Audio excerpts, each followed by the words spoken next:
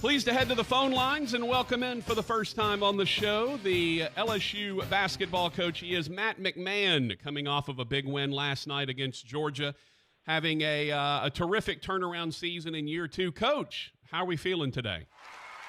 Patrick, thanks for having me on. Doing well, doing a lot better because we got that defensive stop last night at the buzzer to secure the win, and looking forward to hitting the road to Vanderbilt here this weekend.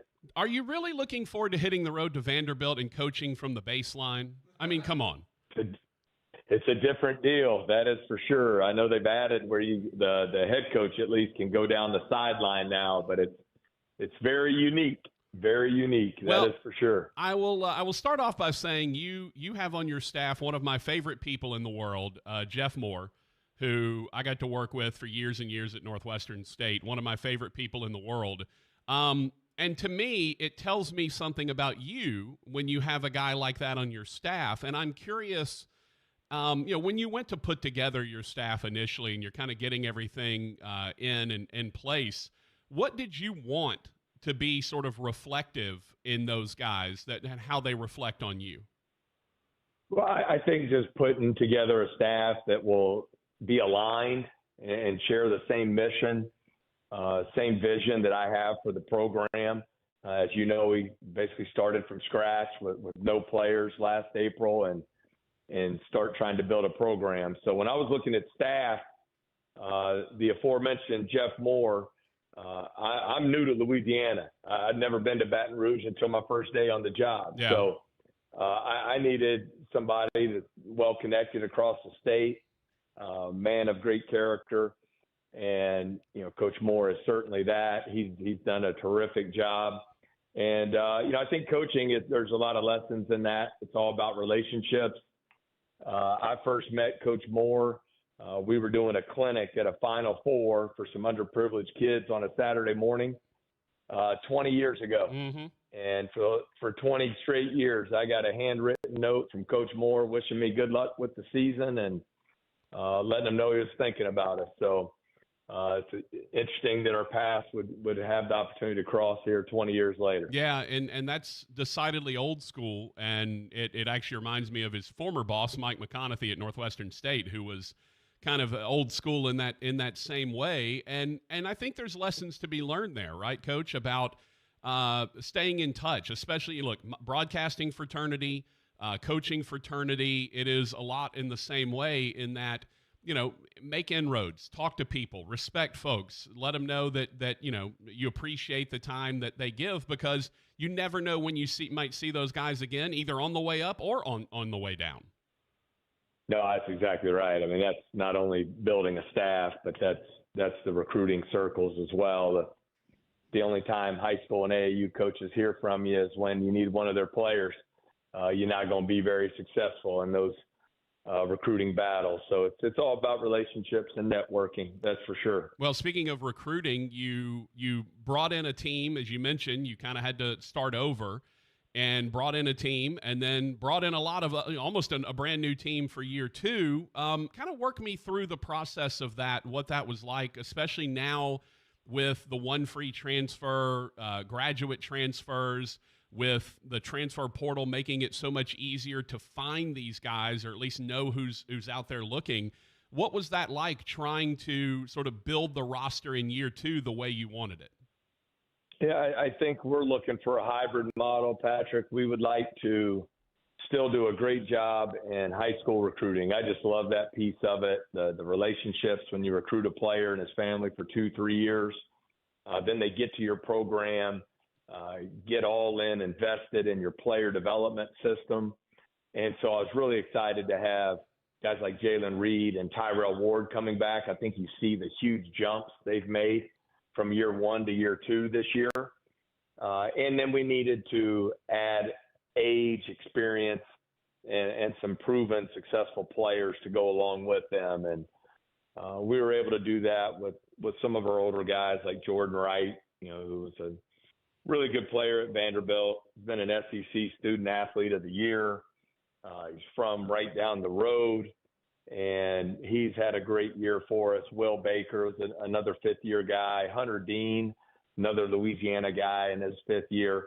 So just trying to have in this new era of college athletics that right mix of older, experienced players, but also really talented young people that are going to grow and develop in your program and ultimately become the foundation of what we want to build here. You know, it's interesting because with the portal and the player movement, the freedom of player movement, it feels like you kind of went for, even at Murray State with all of the success you had, it's, you know, you still had to sort of fend off bigger programs coming in and wanting to poach your guys. Now you're that team that goes in and can find other guys. You know, you're now a destination as opposed to a stepping stone. And I'm curious if that makes it easier when you recruit these freshmen to be able to say, look, you know, we're recruiting you here because this is a destination. You know, this is a high-level, high-major program, and you shouldn't want to go anywhere else. Now, obviously, poor play or whatever notwithstanding, you know, this should be a destination for you. And I've got to imagine, as opposed to having to re-recruit your guys at Murray State, do you have to do as much of that at LSU? Well, I think you'll always will have to do that. I mean, that's just the way it is. You do that by providing a great experience for your players, that they see themselves getting better, that they see themselves being able to create value for their future in this game.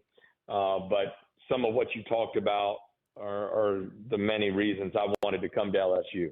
I think it's the greatest brand in all of college sports. I know it wasn't in a good situation when we got here, but I think it's a place where you can recruit the best players in America to come in and play.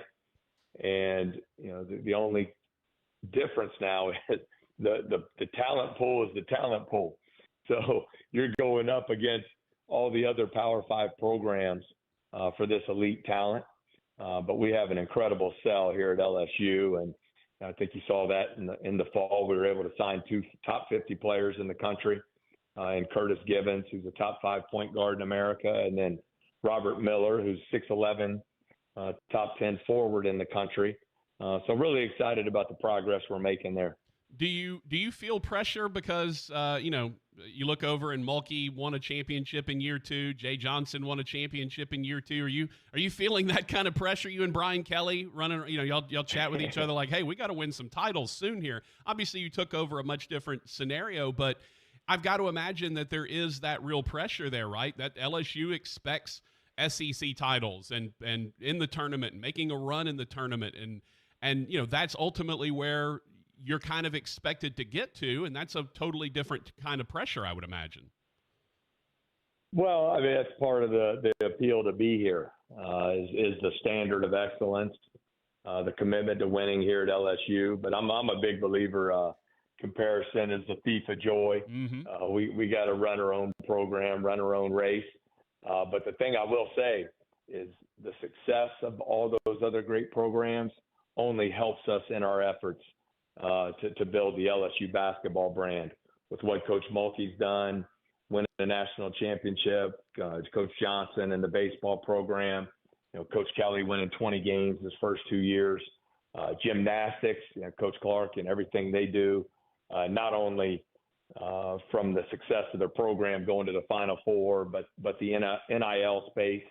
All that just enhances the opportunity we have to build a championship level program. I'm very curious. This is just kind of an aside for me more than anything else, but what is the sort of day-to-day relationship like among the high-level coaches? You know, Mulkey, you, Brian Kelly, Jay Johnson. You know, do you run into each other in the halls? Do you text? Like, you know, what is kind of the daily relationship? Because when you're at Northwestern, and I know you would know this from being at Murray, you know, you run into those coaches on a daily basis. You're, you know, sharing practice time. You know, you're coming in after the women's team is practicing, or you may run into the baseball coach, whatever. What's that sort of relationship like? Obviously good. You have a good relationship with all those folks, but what's kind of the day in, day out interactions like? Yeah, I'm not sure what it's like at other Power 5 programs, but here it's been an incredible blessing for me. Again, another one of the appeals. I'm trying to get better and keep growing and learning as a coach, and to come to LSU and be surrounded by, you know, the best coaches in the country. It has been really good for me, and all the coaches, you know, really support each other on a daily basis, whether that's through text, stopping through practices. It's been really neat to get to watch and learn how they run their programs. I mean, I'm, work in the same arena with Coach Mulkey. He's won 4 national championships Right. and 86% of her games so for her career. So I think I'd be an idiot not to try and pay real close attention to how that's getting done. And so it's been terrific for me.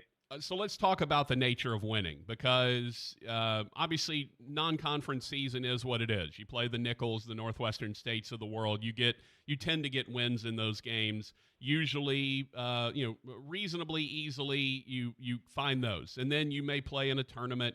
Those games are a little bit tougher. Then you get into conference play, and it seemed like your team had kind of fallen into the same MO: get behind, have to rally. You started with getting those rallies but not being able to finish it. Then you started rallying and getting wins. And then last night you played from ahead, which is not something that you've done a ton of in conference play. And I'm curious, we always say wins are fantastic. Wins that you can teach on are even better. And I'm curious what the lesson to be learned is on winning from ahead as opposed to having to sort of play with your hair on fire coming from behind. Yeah, I think for us, we always talk about the value of every possession.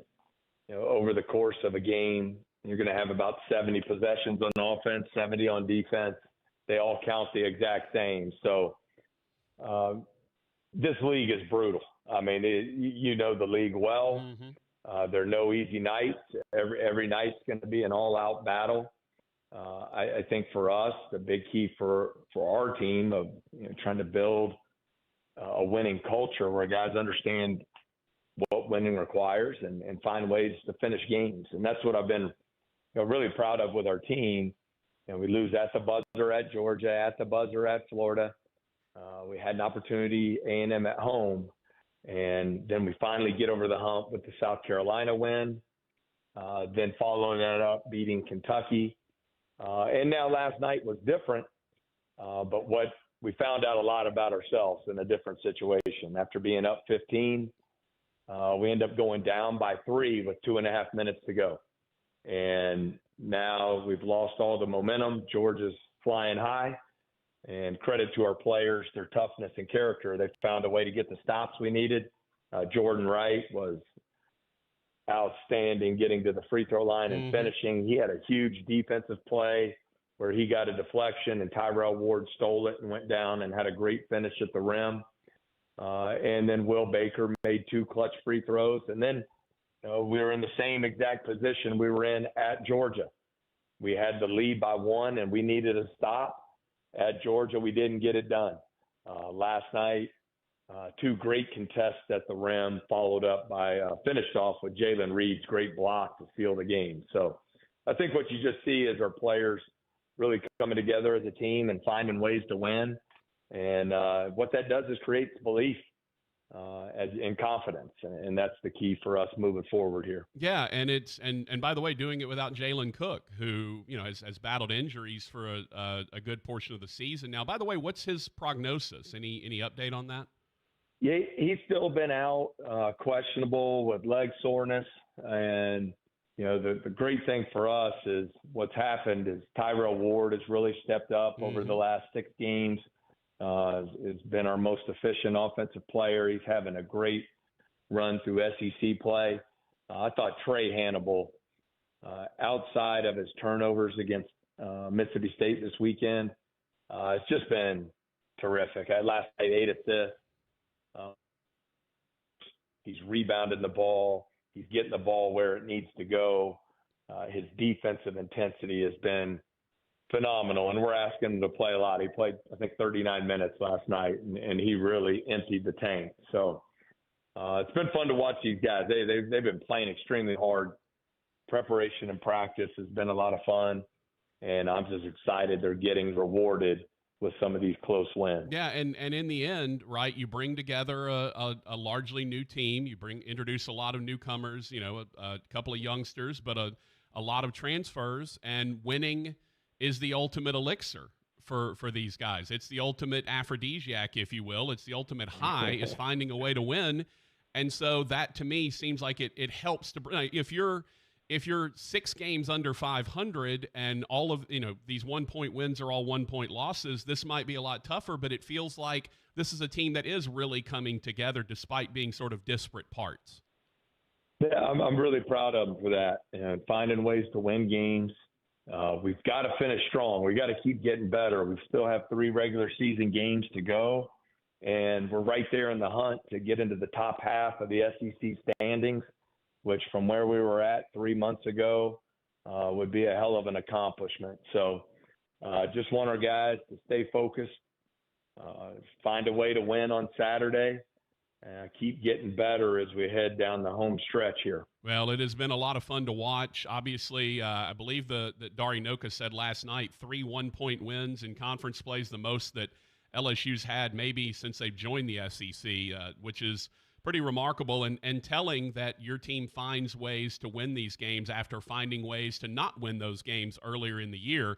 Feels like the corner has been turned, so to speak, and things are moving forward. I am curious, one last thing. Do you pay any attention to what may come after, right? There's a lot of talk that, hey, you find a way to get these last couple of wins, maybe a win or two in the SEC tournament, and there's every possibility you're now on the bubble for the NCAA. Is that something you even pay attention to, look at, care about, or is it back to the old coaching cliche of one game at a time?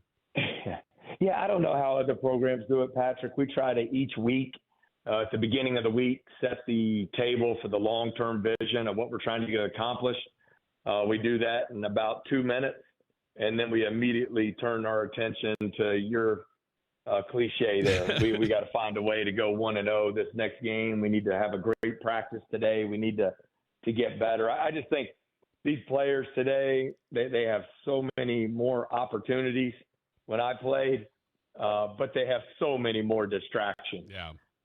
Than it was 20 years ago. So I think to perform at your very best, you just have to be concerned about the right things and really focus in on finding ways to help your team win and eliminate the distractions of what's going to happen 2 weeks from now, a year from now, and so forth. Yeah. So easier said than done, but that's the goal in our messaging each week. Yeah, look, those kids today have more access to more things and more distractions and more information than any of us could have possibly imagined 20, 25 years ago. It's quite amazing they can get it done. Coach, obviously enjoying the run that you're on right now. Keep it up, win those last 3, and make a little noise in the SEC tournament. And heck, we might see you in the NCAA's. Congrats on the run you're on. Keep it up, and we look forward to catching up with you soon. All right, Patrick. Thanks so much for having me on your show. I appreciate it. All right. That's Matt McMahon, the head coach of the LSU basketball squad.